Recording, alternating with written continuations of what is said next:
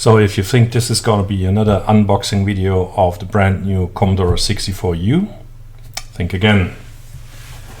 Because before I even unbox this, I'm going to have a look at this one again, which is my personal Commodore 64 I used in the late 80s.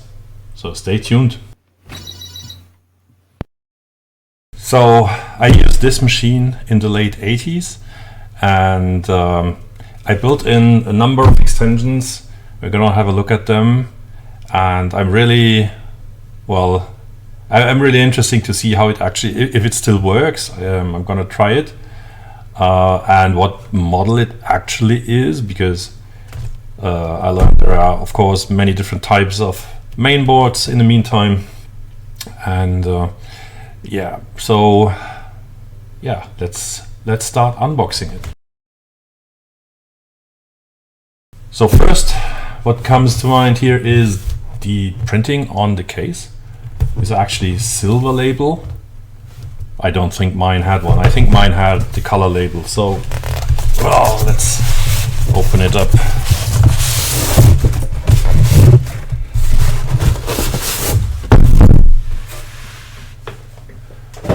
And nice Commodore logo. And here you can see one of my extensions, and I think this one actually belongs this way. So let's open it up. Oh my gosh, that's got a real yellowing here. Oh, you actually see that? Yeah, I think I modified it to not be able to use the original power supply. So we'll have a look at that, maybe, and it's actually open.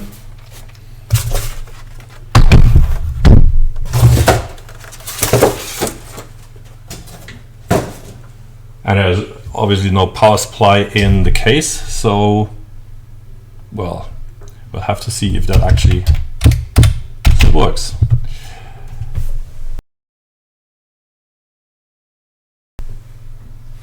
So what have we here? What you see here is a turning switch where you can basically switch for kernels. I have no idea what is in there in the mean. In general, I think green is the original one, and the other ones were different extensions I had. Then we have a reset button, and the others? I don't know. This one is labeled burst. Not sure if you can see it. This one is labeled burst.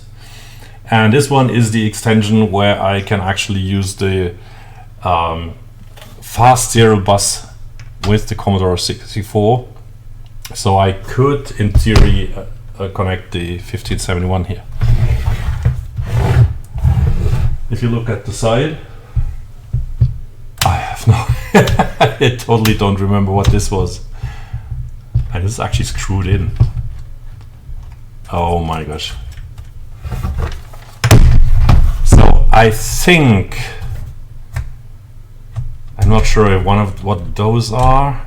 I think, as you can see them, these two have 3 positions. And I think these 3 are XROM and game. And I think the middle position is open, not connected. The bottom position is probably on, and the upper position is probably taken from the module. I have no idea what that was again. And those. Maybe? Let's have a look. Okay, I'm gonna open it.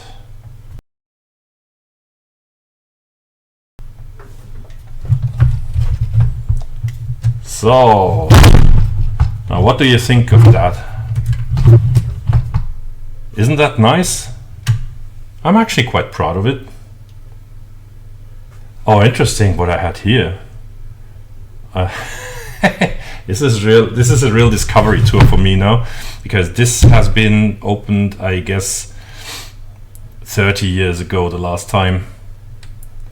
So what you see here is the 4 times kernel switcher, and I think I cut off the 4th one because that's the original one. There are two new ones, and I would have to have a look at what this actually says.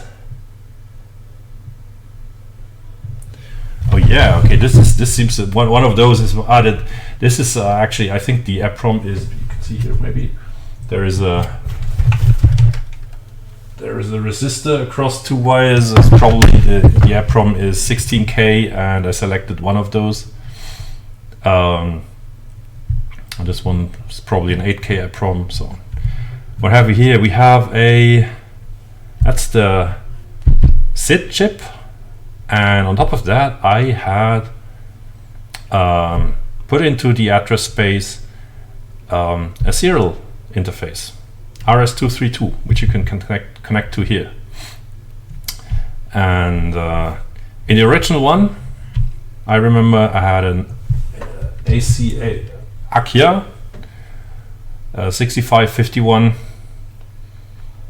and then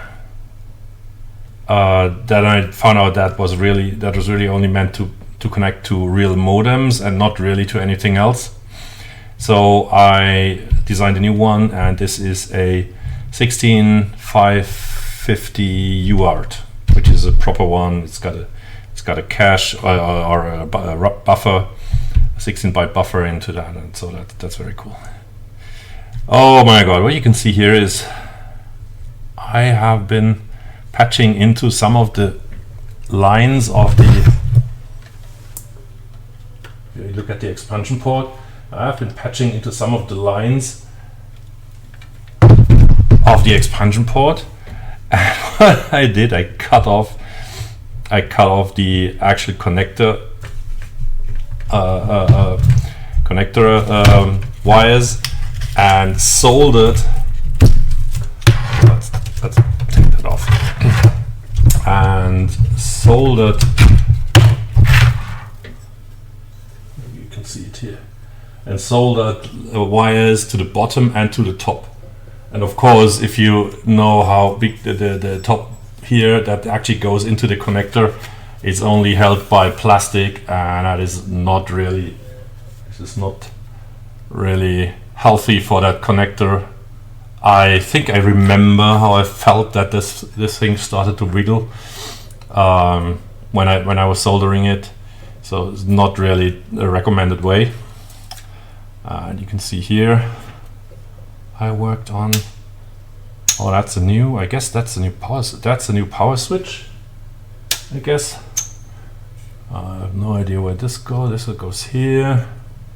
But this is coming from here, from PC power supply, and then it goes here, and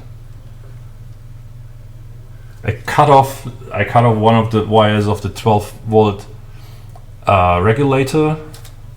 I also cut off the wire of the 5-volt regulator. So that's all from a PC power supply. Oh my god.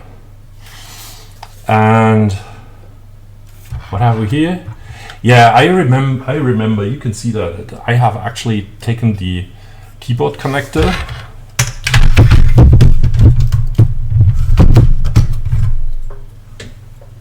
like you can see here. There's a keyboard connector, and that goes back to the keyboard, and this goes to an external connector. So you could actually connect an external keyboard, and what I did is I created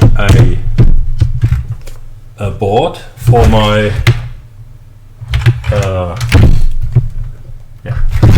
it's for my modular computer, for the CSA computer, for the Gecko computer, where that could actually emulate a keyboard by using a time sliced dual ported RAM. So basically, if you output the row address of the keyboard on the CIA, it was sent to the other RAM. The other RAM uses that as an address and returns the row address, and so you can actually simulate what should be in what keyboard should be pressed. It was not really working reliably, probably not fast enough from the other side because it's also 1 megahertz machine. So, and I also remember that in the beginning, when I started this was all a total wire mess, and this was really a wire mess. And then at some point I found you basically couldn't close the hood anymore. And then I decided to actually rewire it in a proper way, except for the power, of course, obviously it seems. So, let's see. And I cannot. I can. It's not even. And of course, I would have to unscrew the power switch, the new one. And then you can see here, oh my gosh, some more wires. This is going to the this is for the fast serial bus. You can see it here.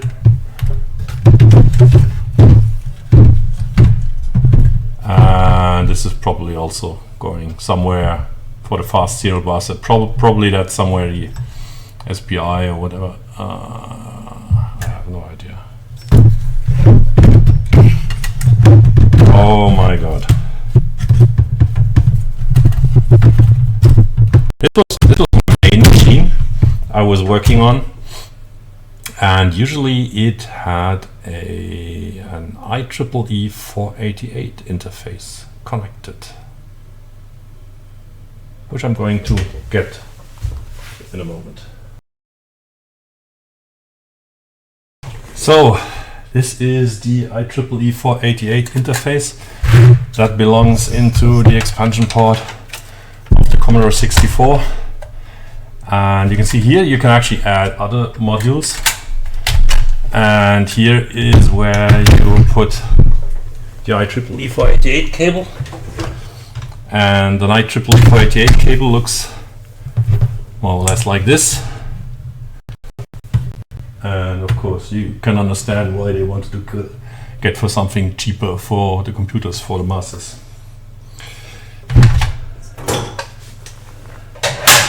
What I also brought is the PC power supply.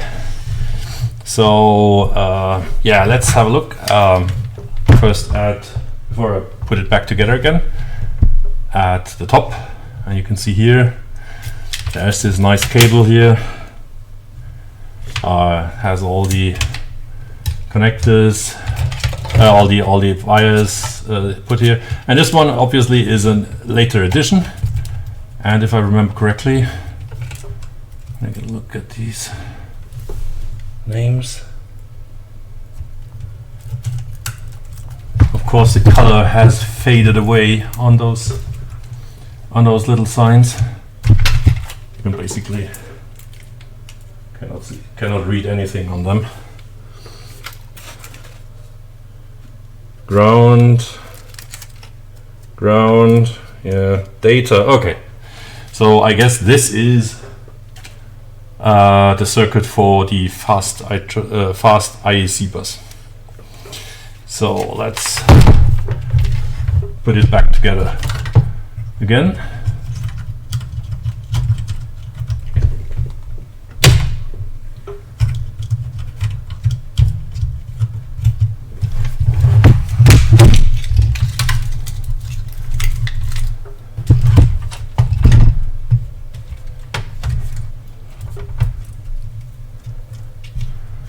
LED power.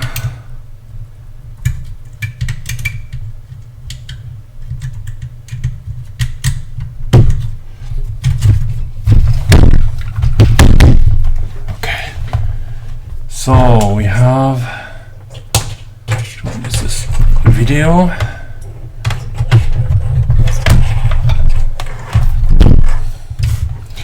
And this requires this here to work, which is this one, which should, It's actually warm, so it should work. Switch on the TV. Let me see what the power supply does.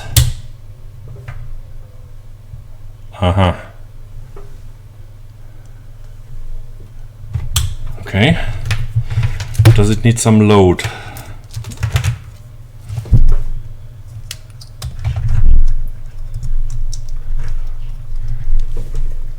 Maybe it needs some load.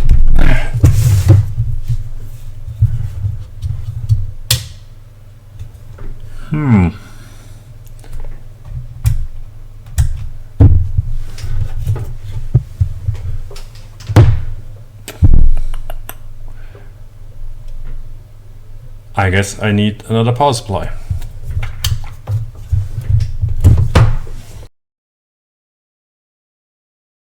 I have gotten another power supply which is supposed to be a bit older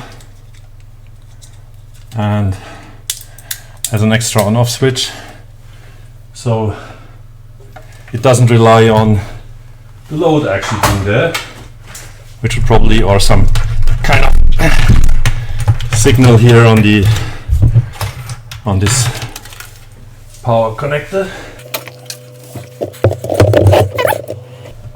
Not sure if you can hear it, or probably even too loud. Yeah, this went on. So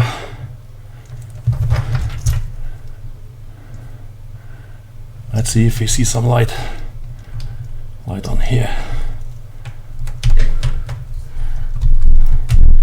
Putting the main kernel. I think that was all what was should all be default. Now switch on the power. Look at this. Amazing. It's working.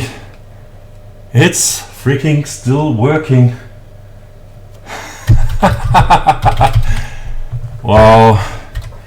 That's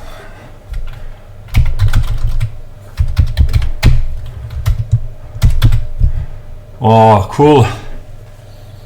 That's really cool. So let's switch it off, put a reset, go to the next one, and then you can see there are some changes here now with the oops, I have no idea what this was. Okay, I don't know what those are. Anyway, very cool, and I can actually switch it off with this one. Very good.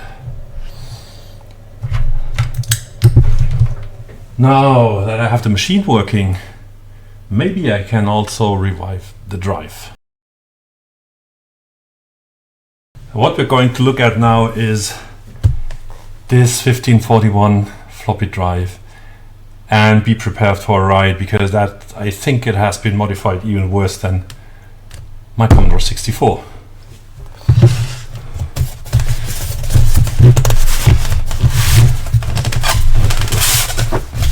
Or maybe in the same degree, I guess.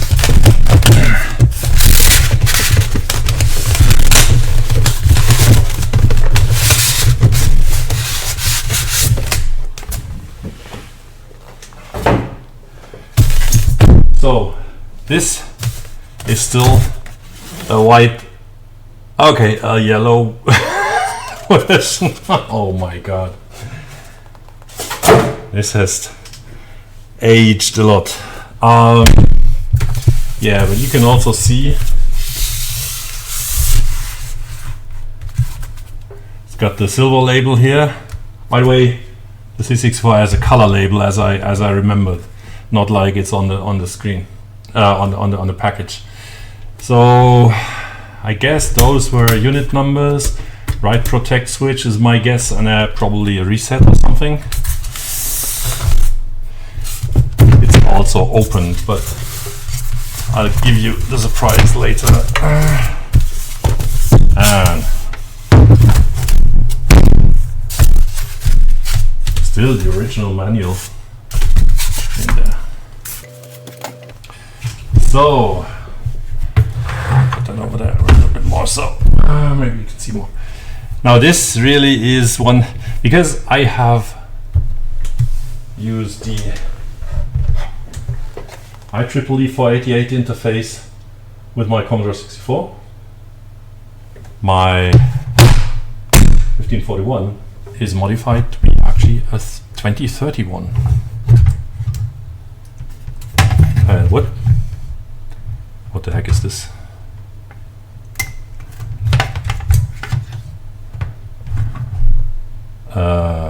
Okay.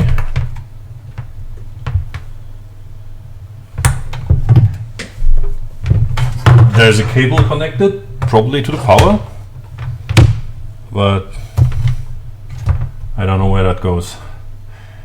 And then we have, of course, you can plug it. Oh, look at this. I put in the schematics.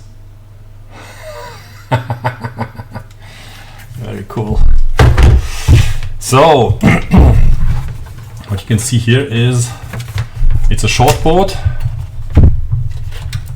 Okay.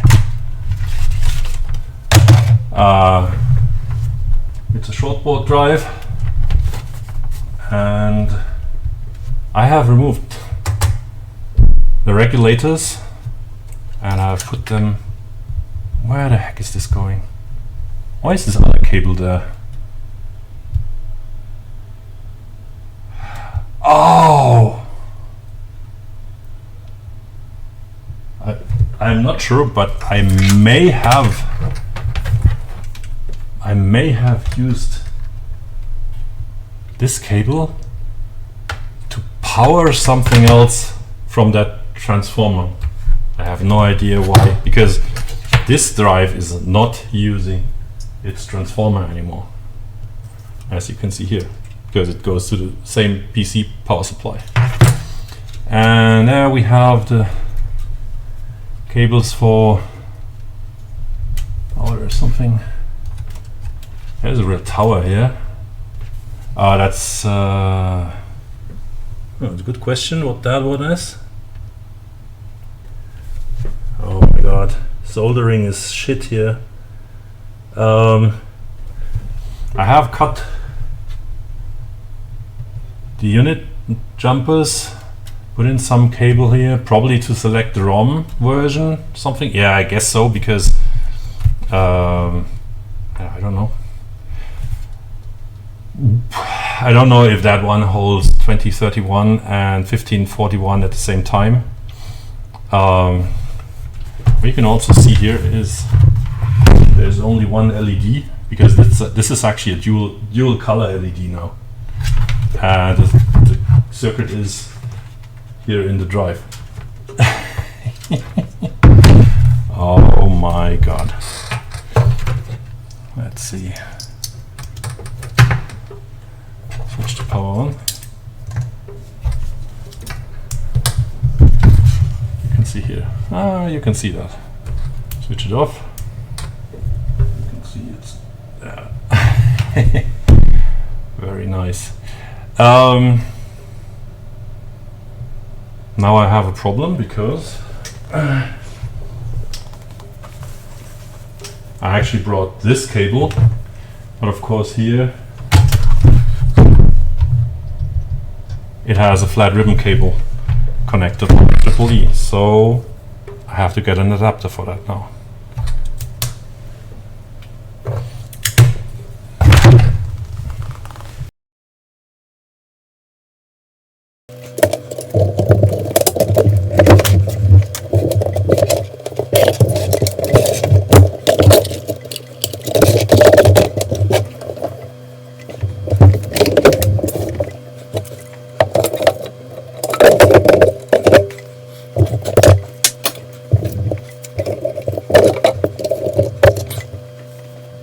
So I have now connected the Commodore 64 with the IEEE 488 interface, and I've used this cable here as IEEE 488 cable. I connected it to the 1541 modified and the 1571 via a serial bus, and I'll switch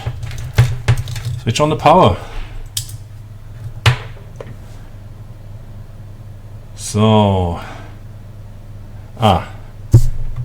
switching on the Commodore. Have you seen that? Not sure if you have seen that. I could use the reset button anyway. Look at the reset message, and it briefly says IEEE 488 when it's coming. Okay.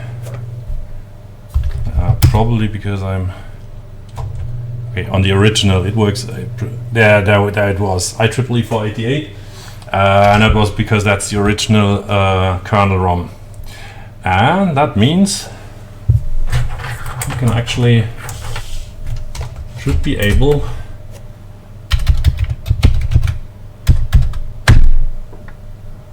okay.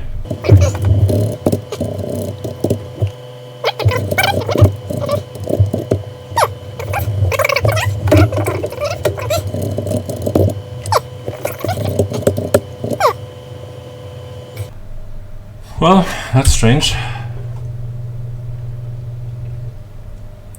So, but let's now test these switches here, because I'm putting them in the middle position now, and I'm resetting it, and it's not showing the IEEE 488, and then there we go with, I think this one is now, this is really not, so this is the 1571, and of course it doesn't work because it's got a PC from my recent BDOS video, which I recommend you watch, where I reconstruct my program to transfer this PC files from a PC disk to the Commodore and vice versa. So there we go.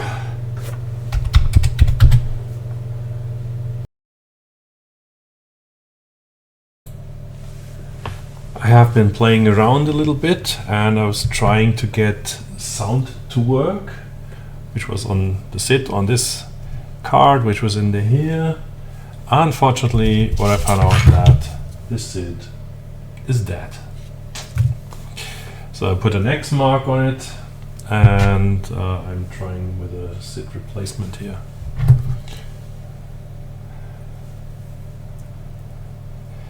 I tried it directly in the socket, so that worked, but then my replacement kernel seems to have problems. I'm not sure if the EPROMs are basically aged and gone, or well, if they are actually expecting the serial light.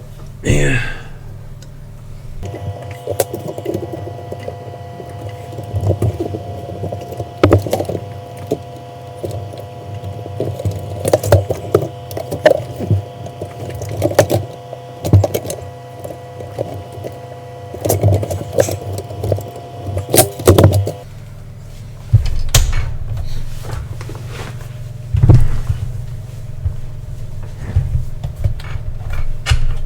Okay.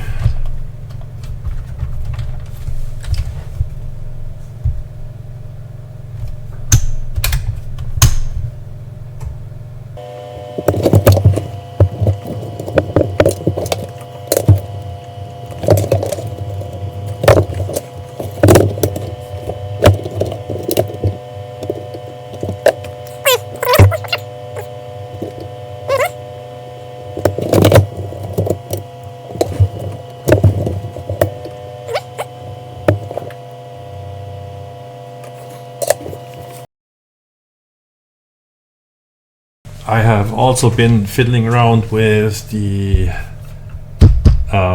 with my expansion kernel, and I found out something. You have to have this UART actually in the hardware to actually run that version of the kernel. So, and those two, either one of them switches them off, so you have to have them on the lower position. And then it's actually working, and you can use the parallel bus like here. So, and if you poke a value to hex 299, so you poke it to plus 9, 16 plus 9, comma 128 to enable the parallel interface, and then add those bits that are going to the serial bus. So you can use both buses in parallel. And bit 0 is unit 4, bit 1 is unit 5, bit 2 is unit 6, bit 3 is unit 7, bit 4 is unit 8, and bit 5 is unit 9. I hope I didn't mess that up. So, and now you can actually go, and what you can see here, this is my emulated disk drive, or basically my kind of XD 2031, where I use the PC as a server, and you can actually see there are those files, while at the same time when I do a load from .8, so you see it on the parallel drive. Cool. And that's actually now stable, because it was crashing all the time. So it's actually it wasn't the app problems, it wasn't the switch, which was probably also had some contact problems.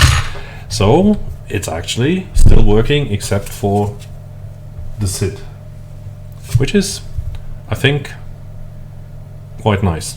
And I have been playing some games. The only thing I am wondering is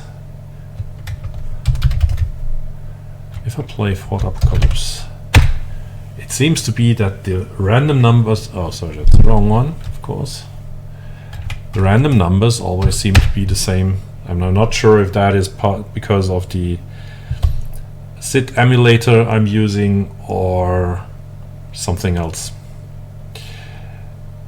So because in one of the settings I can't get on because the blocks don't get out of the way.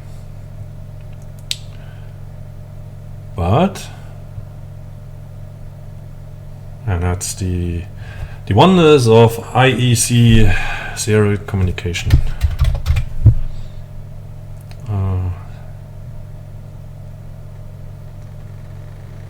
And now you actually have the sound, because that wasn't working before with the old SID, and that was really disappointing. And then you can enter the vaults of Draconis. Pilots left 6. And I'm actually using my new one because those old ones here have really gotten sticky, and the switches have become unreliable.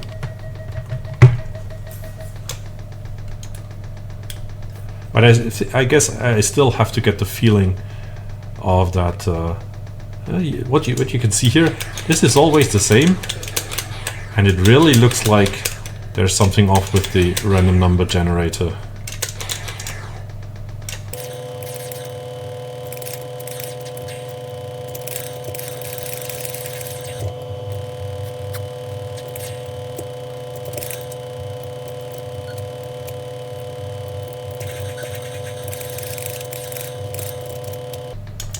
And what you can see here, those things, the bottom ones, they never open up.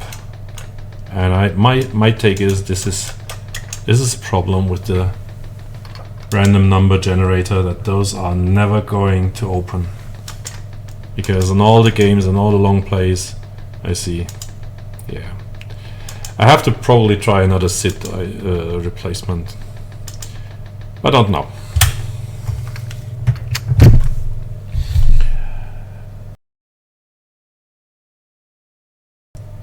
So that concludes the revival of my original setup for the Commodore 64, and yeah, it really is a kind of trip down memory lane, and yeah, it's really nice to see that actually all the stuff is basically still working, and yeah, I really like it.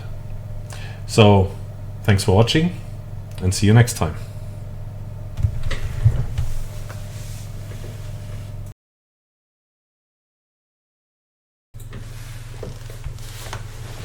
So.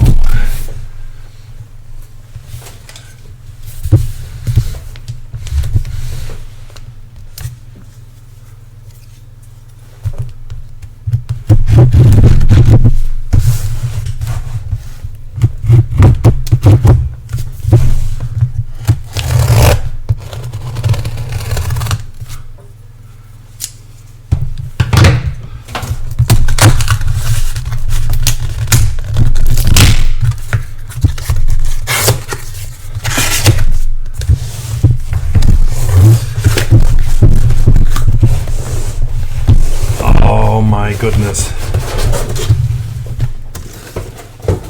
That is so awesome.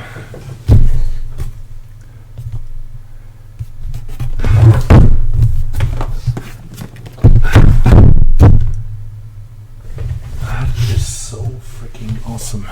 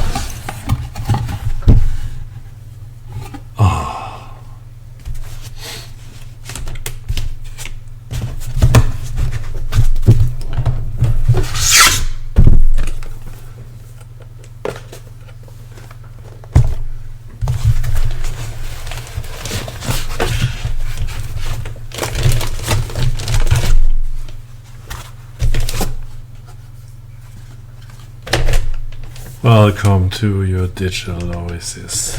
Yeah.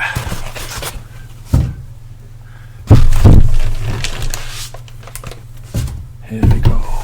The Starlight Edition.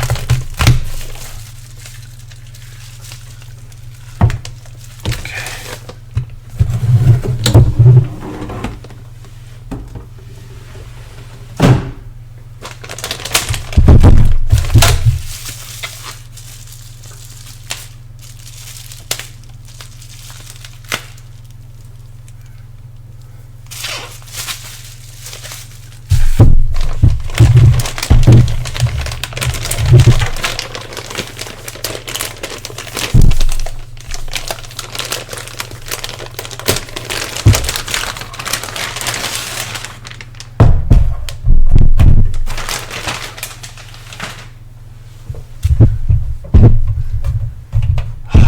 Nice.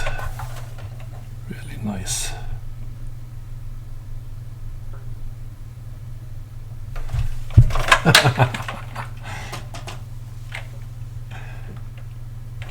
Can't see those.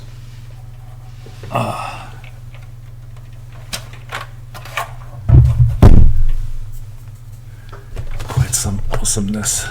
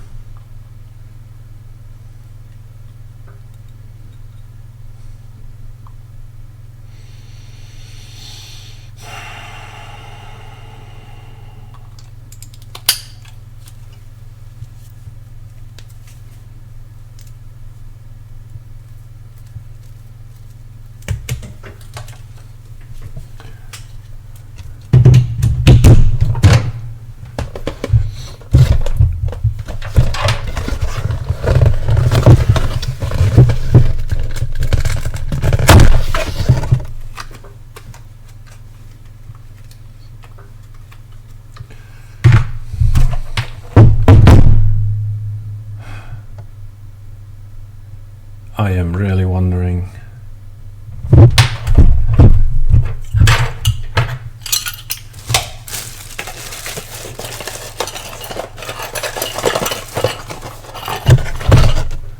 If that would actually work.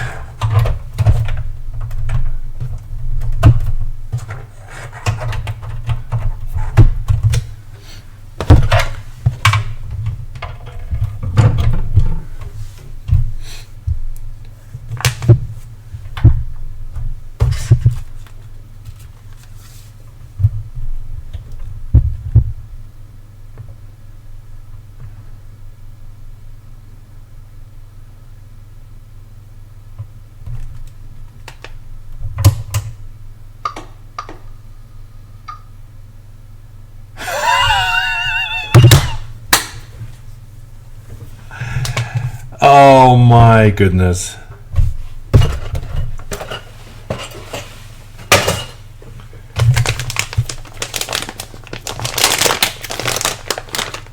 I don't even need the HDMI.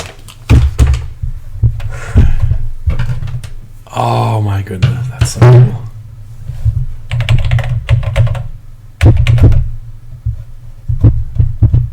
Okay.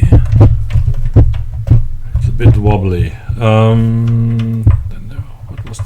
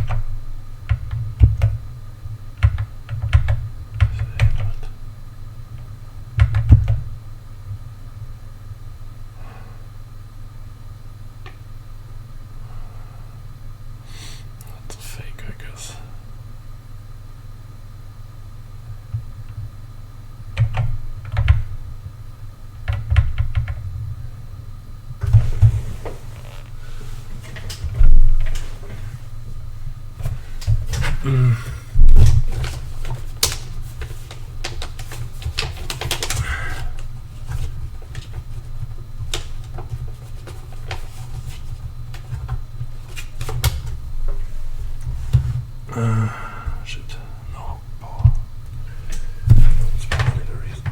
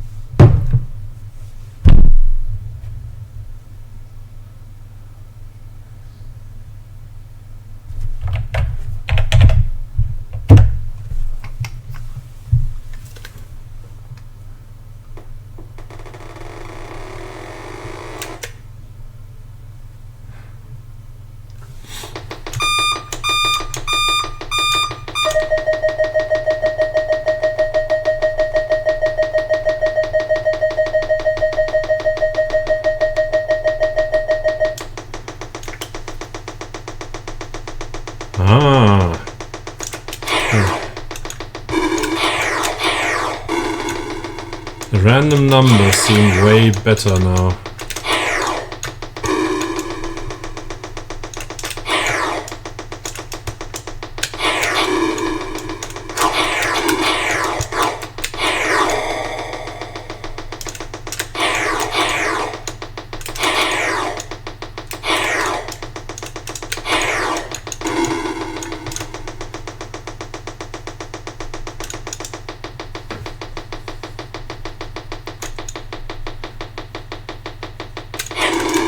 Ah!